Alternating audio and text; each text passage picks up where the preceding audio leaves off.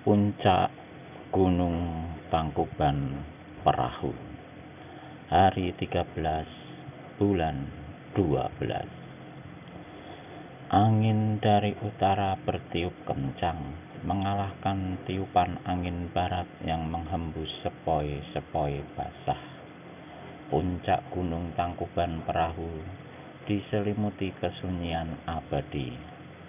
Tapi hari itu, agaknya kesunyian abadi itu akan sirna oleh kedatangan manusia-manusia pembuat perhitungan. Akan pupus dilanda dendam kesumat orang sakti. Kawah gunung yang lebar mengepulkan tiada henti asap tipis berbau belerang.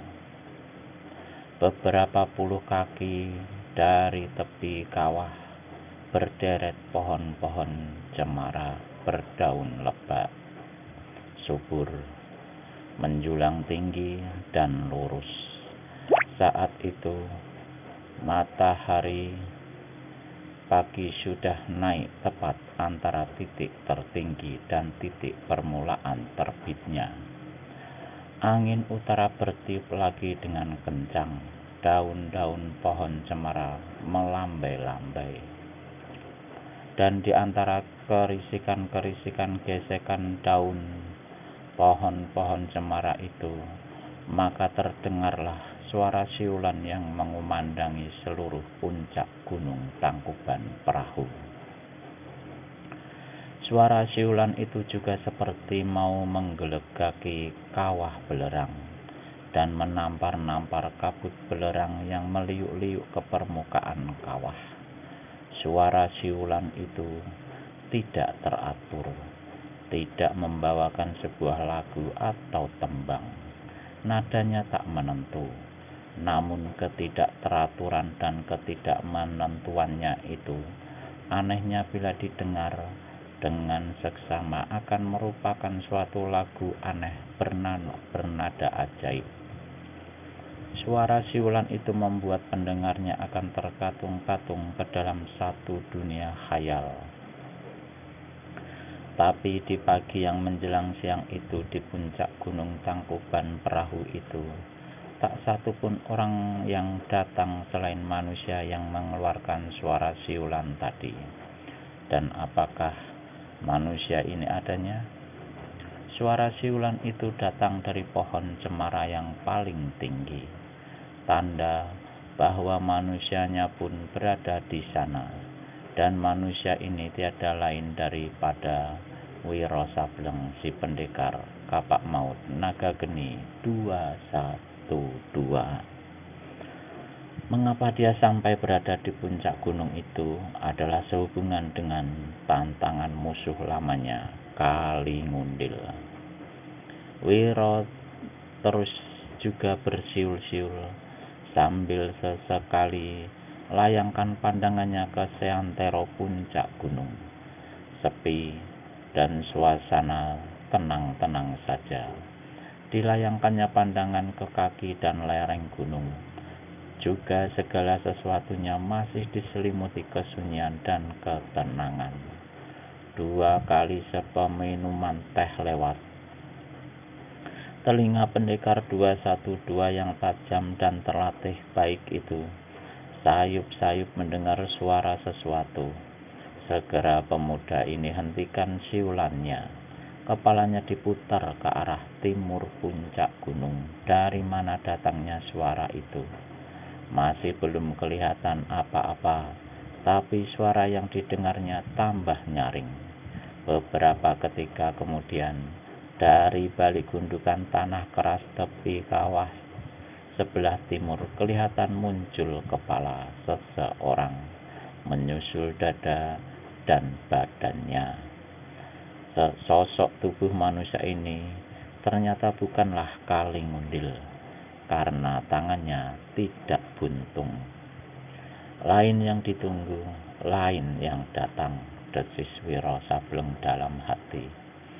Kedua matanya terus memandang tak berkedip pada manusia yang baru datang ini. Orang ini dilihatnya memandang berkeliling, agaknya mencari-cari sesuatu. mungkin juga mencari seseorang. Umurnya sudah lanjut. Menurut taksiran Wiro, paling rendah 50 tahun. Meskipun tua, tapi tubuhnya kekar. Pada pinggangnya kelihatan tersisip sebilah keris emas.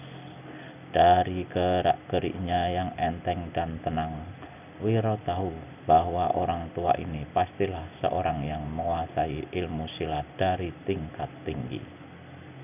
Mungkin sekali dia diam di sekitar puncak Gunung Tangkuban Perahu, atau mungkin pula kedatangannya ke situ hanya satu kebetulan saja, dengan hari di mana aku akan membuat perhitungan dengan Kali Ngundil.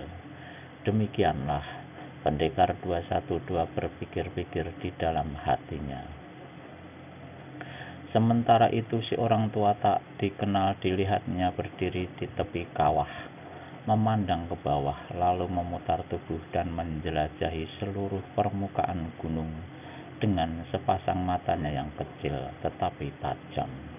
Kemudian orang tua ini pada akhirnya melangkah ke arah deretan pohon-pohon cemara, dan di sini duduk melepaskan lelah. Wiro maklum kini bahwa orang tua ini datang ke situ adalah mencari seseorang, dan ketika orang itu tak ditemuinya, dia memutuskan untuk menunggu. Karena merasa tak punya urusan dengan si orang tua, Wiro tetap saja berada di tempatnya di atas pohon cemara tinggi. Matahari bergerak juga menuju ke puncak tertingginya. Wiro masih terus memperhatikan si orang tua. Mendadak diputarnya kepalanya ke arah selatan. Sesosok tubuh kelihatan berkelebat. Kedatangan manusia ini boleh dikatakan tidak terdengar atau tak tertangkap oleh telinga Wiro Sableng. Nyatanya kehebatan ilmu lari dan ilmu mengentengkan tubuhnya. Apa yang menarik Pendekar 212 ialah bahwa manusia ini bukanlah Kali Ngundil yang tengah ditunggunya. Orang ini berbadan kate, kepalanya sulah licin dan berkilat-kilat ditimpa sinar matahari. Kedua telapak kakinya bukan saja lebar, tapi juga tebal seperti kaki gajah. Tiba-tiba Pendekar 212 ingat akan keterangan gurunya Eyang Sinto Gendeng. Menurut gurunya, di puncak Gunung Lawu berdiam seorang tokoh silat bernama Tapak Gajah.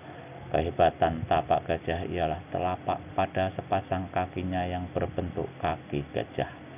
Jangankan manusia, batu pun kalau ditendang akan hancur lebur. Dan memang pada saat itu, Wiro menyaksikan sendiri bagaimana tanah gunung yang diinjak kedua kaki laki-laki itu meninggalkan bekas amblas sampai setengah dim. Mungkin sekali manusia ini adalah tapak gajah, membatin Wiro Sableng. Tapi kenapa pula dia jauh-jauh bisa muncul di sini? Selagi dia membatin begitu rupa, Wiro Sableng terkejut pula melihat bagaimana si orang tua yang duduk di bawah pohon cemara tiba-tiba berdiri tegak menyambuti kedatangan si manusia kate. Kedua orang itu saling pandang seketika. Sekali melompat, maka si kate sudah berada 2 tombak di hadapan si orang tua berkeris emas. Kembali keduanya saling pandang dan meneliti. Kemudian terdengar suara si kate membentak. Jadi, kau sudah datang duluan, pendekar gila Wiro Sableng. Rupanya memang kau betul-betul ingin mati lekas-lekas. Kemarahan yang meluap membuat tapak gajah lupa akan keterangan Kali Ngundil bahwa Wiro Sableng adalah seorang muda. Bukan saja seorang tua nampak terkejut dan heran, tapi Pendekar 212 di atas puncak pohon cemara jadi kerenyitkan kulit kening. waktu mendengar bentakan si manusia kate itu. Sebelum si orang tua sempat bicara, maka si kate sudah bertanya dengan membentak, "Mampus cara mana yang kau kehendaki, Pendekar 212? Aku Tapak Gajah segera melaksanakannya."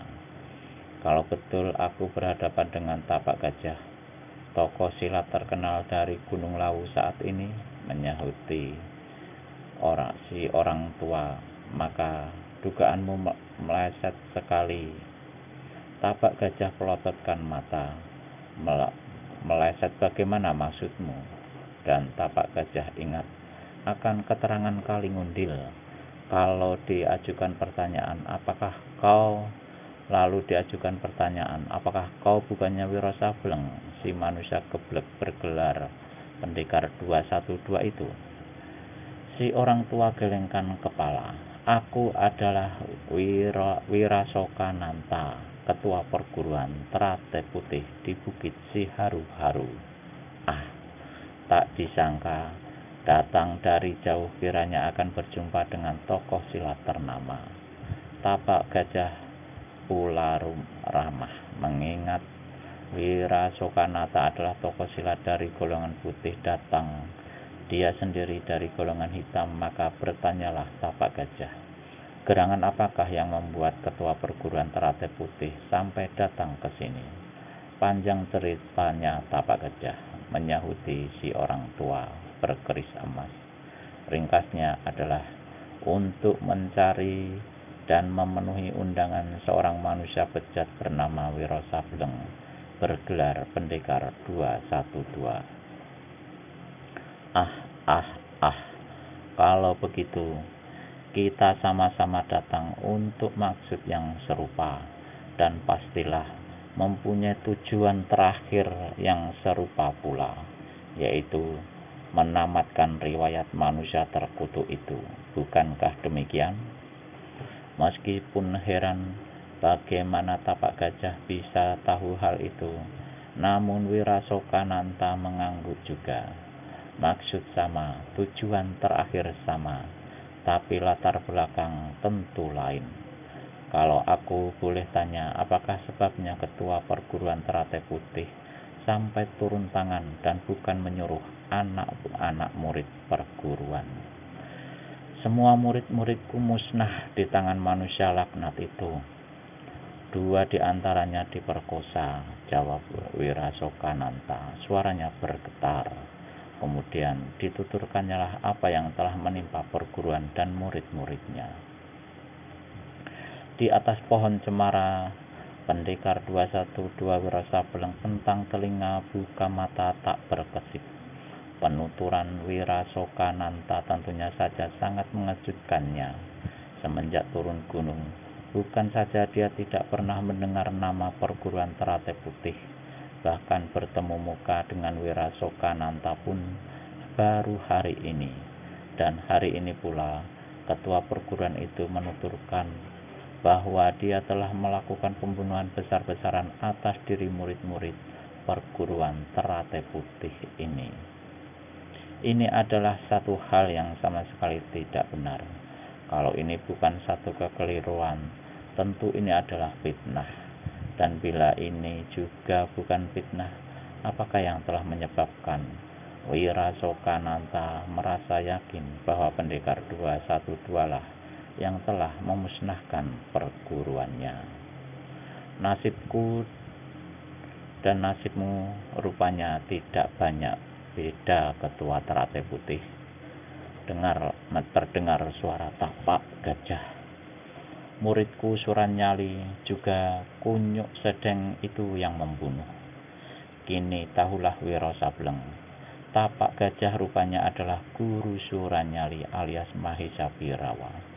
Tapi muridmu cuma seorang yang mati di tangannya, sedang aku keseluruhannya, sahut Wirasokananta. Yang penting bukan soal jumlah, Ketua Teratai Putih.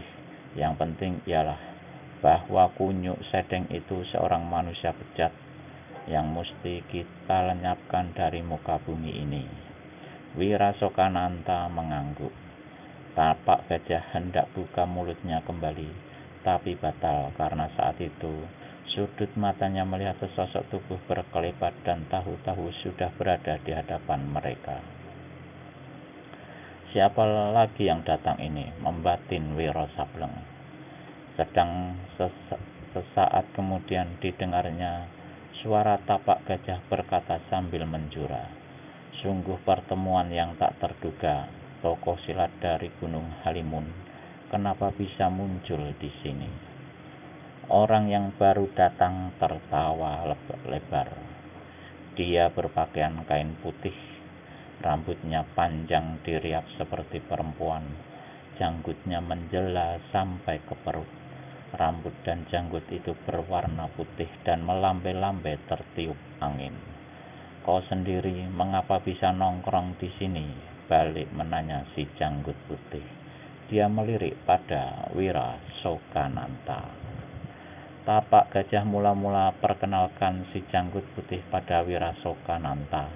Ternyata si janggut putih itu adalah Begawan Sitaraga, seorang sakti dari Gunung Halimun.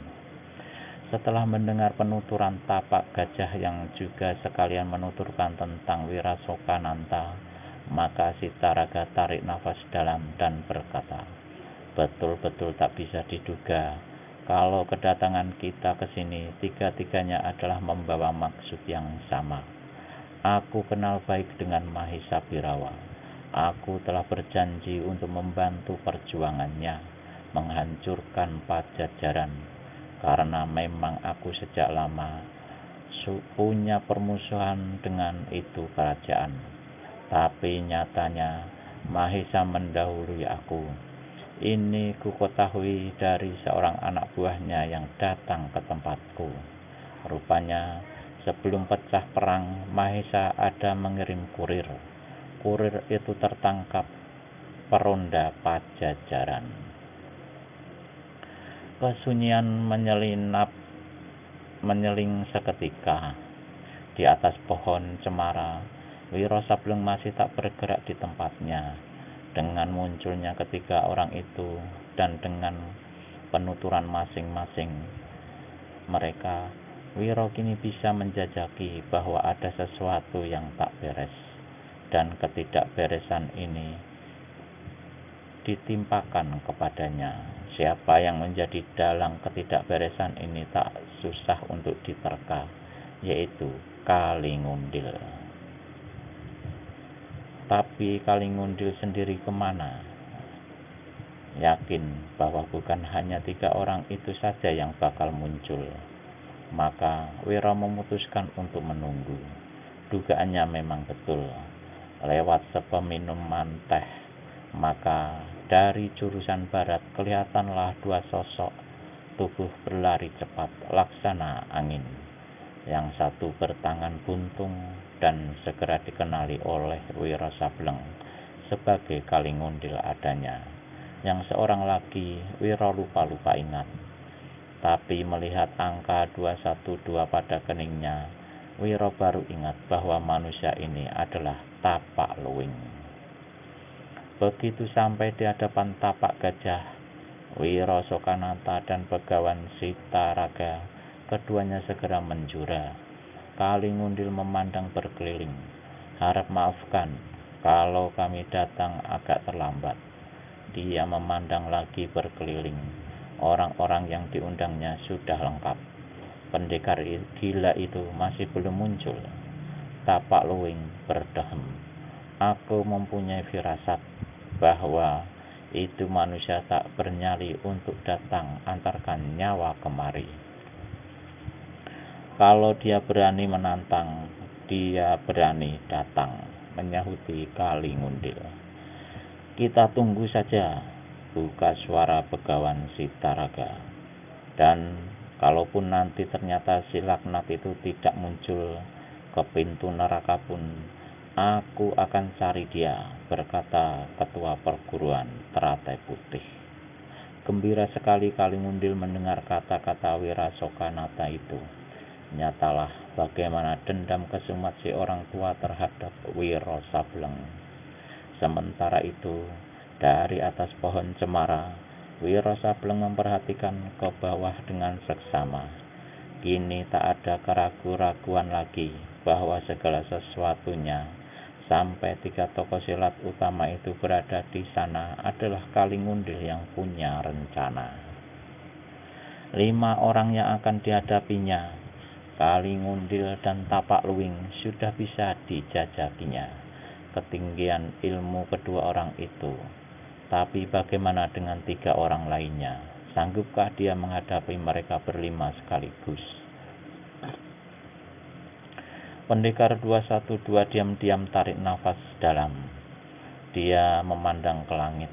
Matahari sudah sampai ke puncak tertingginya.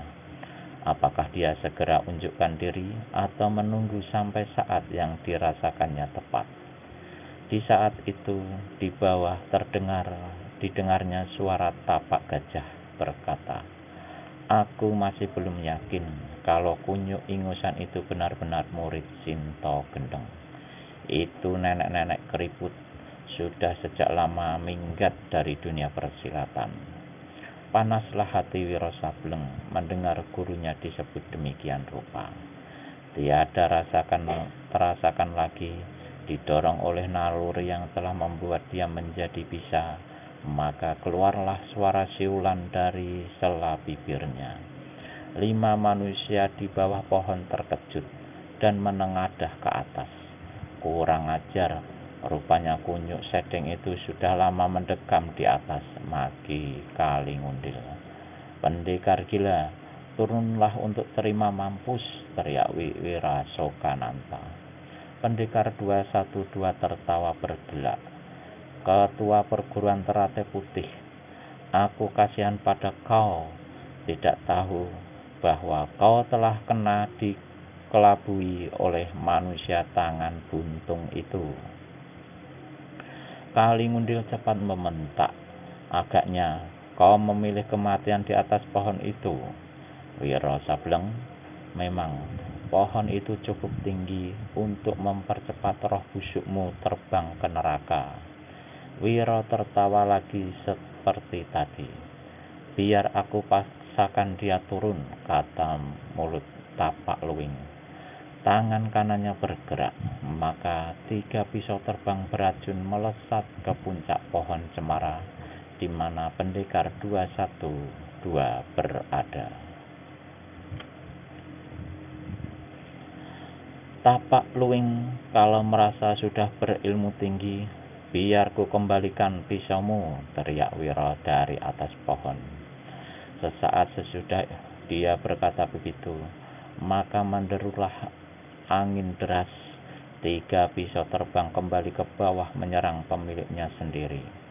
2 buah masih sanggup dielakkan oleh Tapak Luwing, tapi yang ketiga sangat cepat sekali melesat ke arah batok kepalanya. "Awas!" seru Begawan Sitaraga. Sekali dia lambaikan tangan, maka mentahlah pisau itu dan Tapak Luwing yang diam-diam keluarkan keringat dingin terlepaslah dari bahaya kematian. Wiro Sableng kini tertawa membahak. "Kau terlalu bodoh untuk ikut-ikutan datang kemari, Tapak Luwing. Seharusnya saat ini kau cuci kaki dan pergi tidur." Saat itu Wirasokanata tak dapat lagi menahan kesabarannya.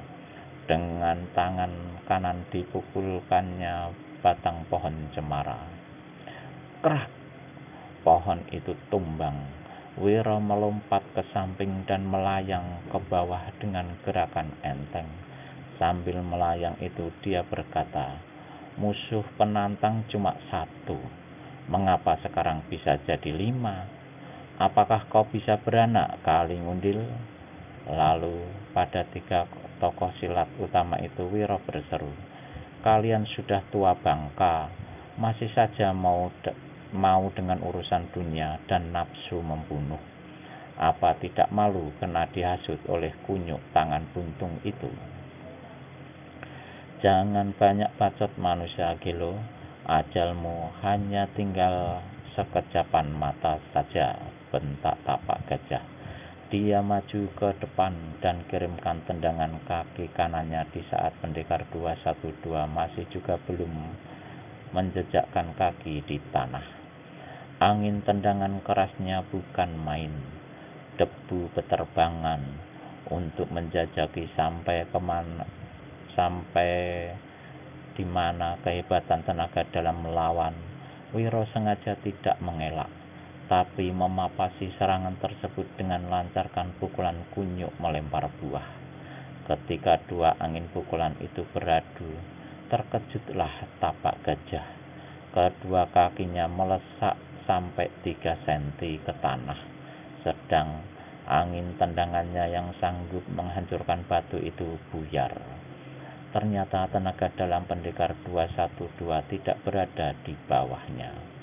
Dengan membuat 2 kali jungkir balik di udara, pada jungkiran yang ketiga, Wiro sudah berdiri di atas kedua kakinya. 5 manusia di hadapannya segera mengurung. Kalian kunyuk-kunyuk tua bangka, apa tidak malu main keroyok begini rupa? Pendekar 212 masih sanggup bertanya sambil sunggingkan senyum mengejek.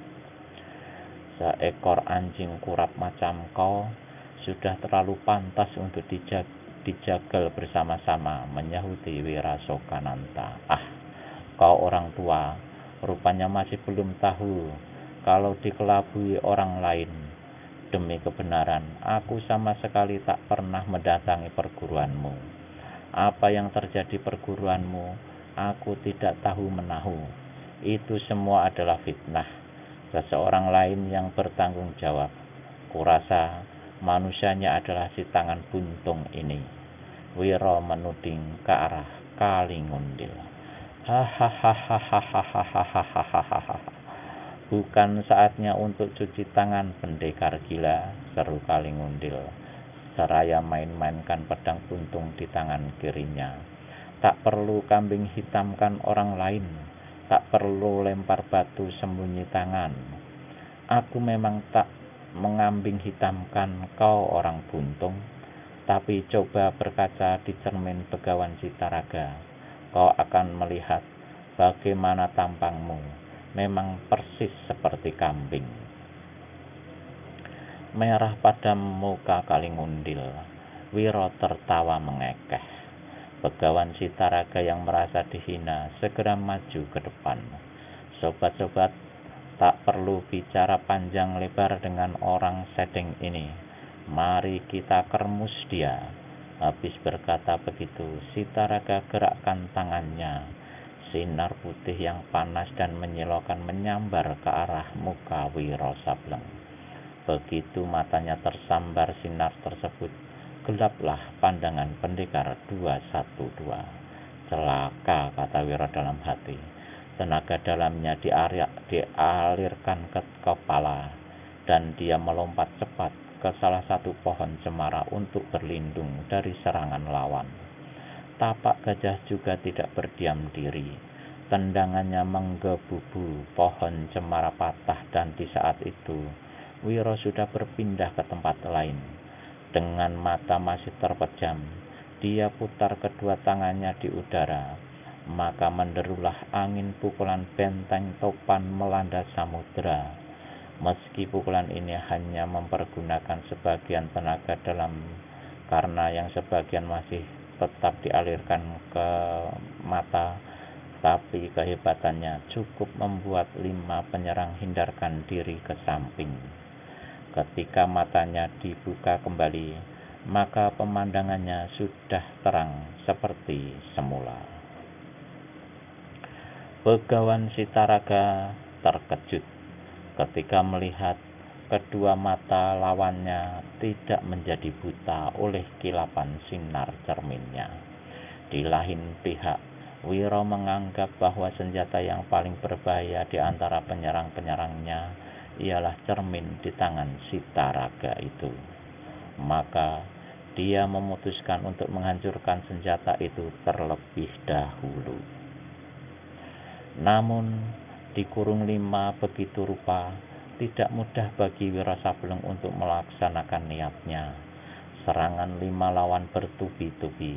Setiap dia coba untuk menghancurkan senjata di tangan Citaraga, maka pedang Kalingundil atau golok tapak luwing atau keris emas ataupun tendangan tapak gajah datang pula menyerangnya, kadangkala berbarengan sekaligus dengan bergerak gesit, dengan lancarkan serangan-serangan balasan.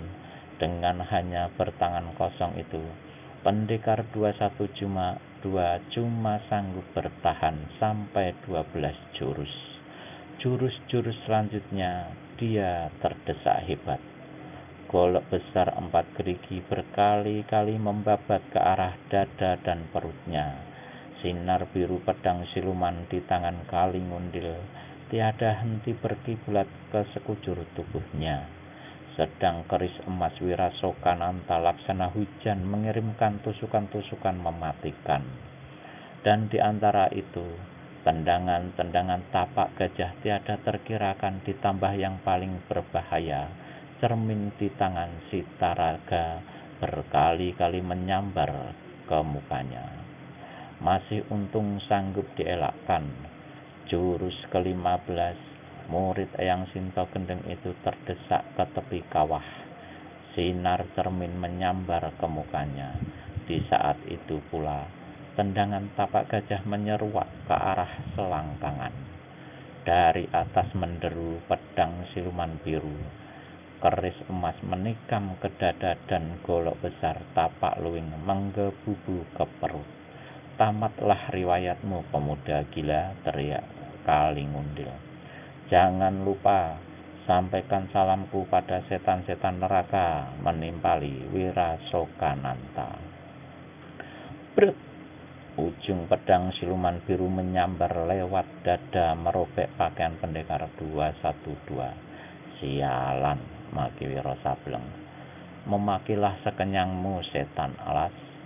Setan-setan neraka memang paling suka pada manusia-manusia tukang maki macammu, teriak Kalingundil. Wiro Sableng kertakkan geraham, kedua pipinya menggembung. Sedetik kemudian meledaklah bentakan yang keras. Demikian kerasnya sehingga menggema sampai ke dasar kawah Gunung Tangkuban Perahu. Tubuh pendekar 212 lenyap. Serentak dengan itu terdengarlah suara siulan yang melengking-lengking, dan di antara lengkingan siulan itu menderu suara laksana ribuan tawan mendengung menyamaki liang telinga. Sinar putih bergulung-gulung, 5 penyerang tersurut mundur. Kapak naga geni, seru Begawan Sitaraga ketika melihat senjata di tangan Wiro Sableng. Belum lagi habis gaung seruannya itu, sudah menyusul suara jeritan setinggi langit. Satu tubuh angsrok terpelanting di tanah, mandi darah, kepala terbelah 2. Korban maut naga geni 212. Yang pertama itu ialah tapak luwing. Urung biar rapat, teriak tapak gajah. Dia melompat setinggi. Kedua kakinya menendang susul menyusul. 2 senjata lainnya menderu pula ke arah Wiro Sableng. Ketua perguruan Teratai Putih, seru pendekar 212. Antara kau dan aku tak ada permusuhan. Sebaiknya undurkan diri saja. Jangan bicara melangit, pemuda sedeng. 8 arwah muridku minta roh busukmu. Wirasokananta percepat tusukan kerisnya. Maka keris emas, pedang siluman biru, dan kapak naga geni 212 beradu dengan mengeluarkan suara nyaring. Wirasokananta berseru kaget. Tangannya tergetar hebat dan pedas panas. Keris saktinya terlepas semental. Cepat-cepat ketua perguruan Teratai Putih ini melompat mundur. Kalingundil sendiri tak kalah kagetnya. Bagian yang tajam dari pedang buntungnya gumpal, sedang tangannya menjadi seperti kaku. Kalau tidak sinar cermin Sitaraga menyambar ke arah lawan, pastilah kapak naga geni 212 membabat perutnya. Kalingundil keluarkan keringat dingin. Suara siulan pendekar 212 kini sekali-sekali diselingi oleh suara tawa mengekeh. Tubuhnya hampir tak kelihatan lagi. Kapak naga geni 212 mengaung mencari maut. Keempat lawan menjadi sibuk, merasa mulai terdesak. Tapak gajah segera keruk saku pakaiannya.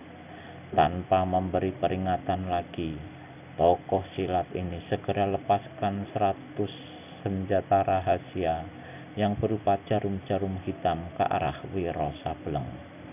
Tapi angin putaran kapak naga geni yang ampuh sekaligus meluruhkan jarum-jarum beracun itu. Malahan tapak gajah dan kawan-kawan menjadi sibuk karena harus mengelakkan jarum-jarum hitam yang terdorong berbalik menyerang mereka sendiri. Hehehehehehehehehe. Pendekar 212 tertawa mengekeh. Wirasokananta, untuk penghabisan kali, aku kasih peringatan padamu. Mundur atau mampus dengan percuma. Ketua perguruan Teratai Putih menjadi bimbang. Dia membatin, adakah seorang manusia yang sehebat ini sampai memberi 2 kali peringatan kepadaku? Wirasokananta, jangan bodoh, teriak Kalingundil. Manusia yang telah membunuh 8 muridmu, apa hendak kau lepaskan begitu saja? Kata-kata Kalingundil tak sampai pada ujungnya. Salah satu dari mata kapak di tangan Wiro Sableng membabat putus lengan kirinya. Tangan dan pedang guntung mental masuk kawah. Darah muncrat. Laki-laki ini terhuyung ke belakang kesakitan. Akhirnya, ketika dia kehabisan darah, nafasnya megap-megap dan dia jatuh menelentang di tanah, tapi belum mati. Tapak gajah dan begawan Sitaraga tertegun seketika. Namun, sesaat kemudian serentak pula keduanya menyerang sebat. Serangan ini disambut dengan siulan dan tawa mengejek oleh Wiro Sableng. Kalian berdua adalah tokoh-tokoh silat dari golongan hitam.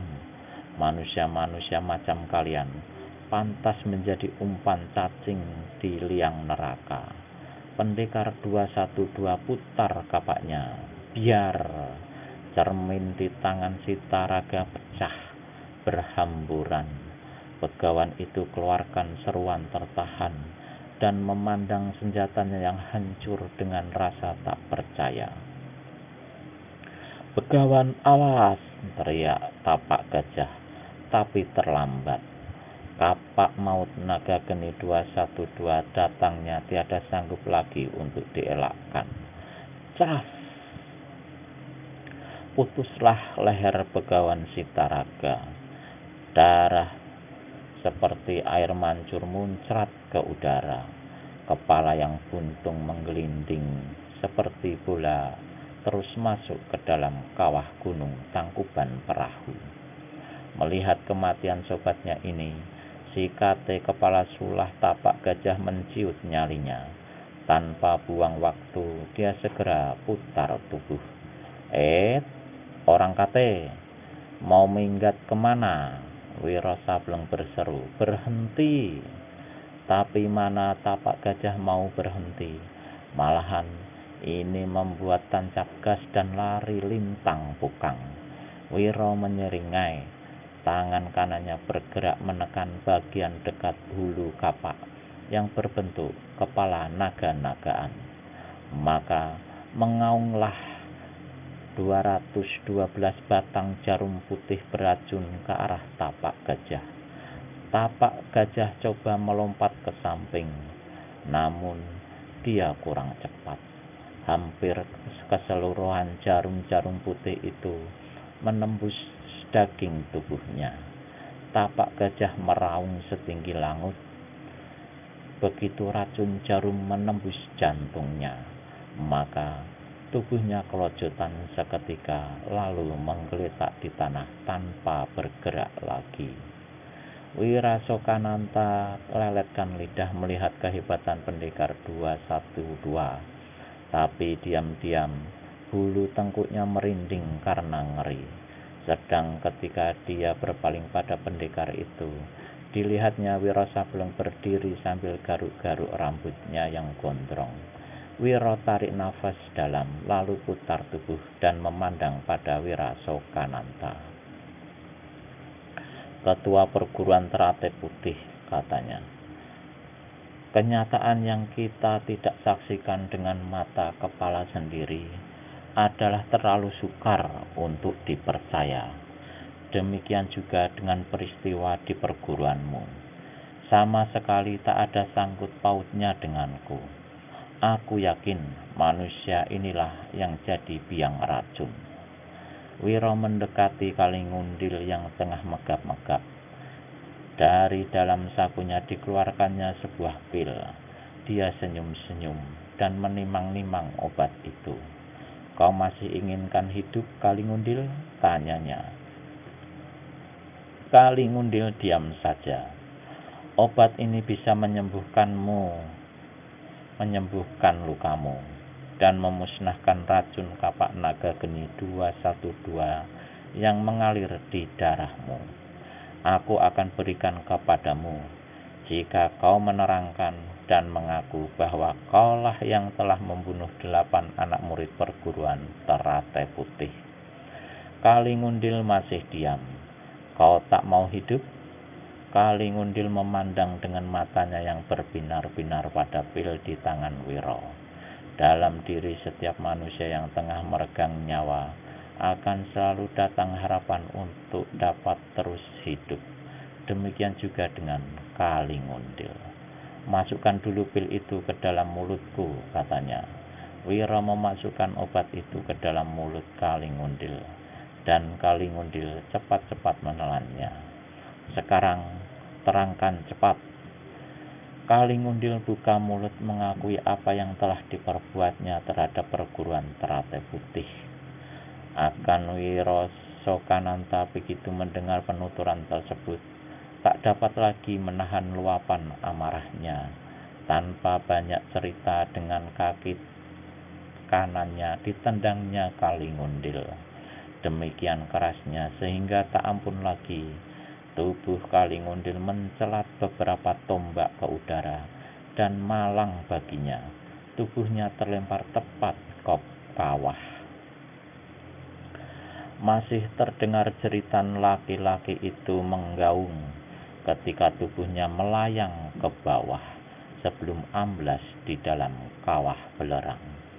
Sekali lagi, pendekar 212 hela nafas dalam dan berpaling pada Wirasokananta.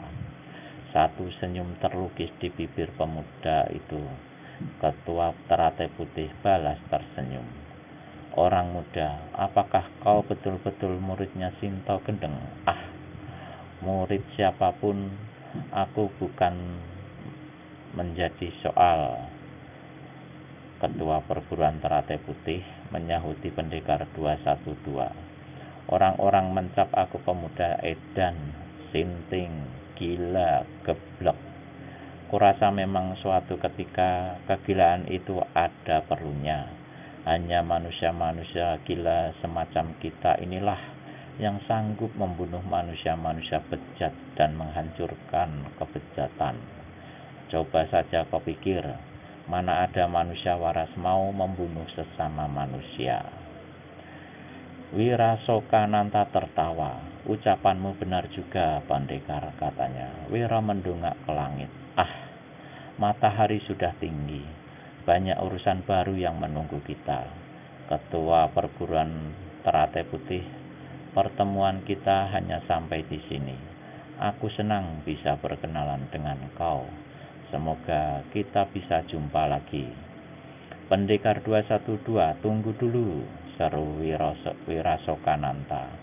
Tapi percuma saja. Wiro Sableng saat itu sudah berkelebat dan lenyap. Wirasokananta goleng-goleng kepala.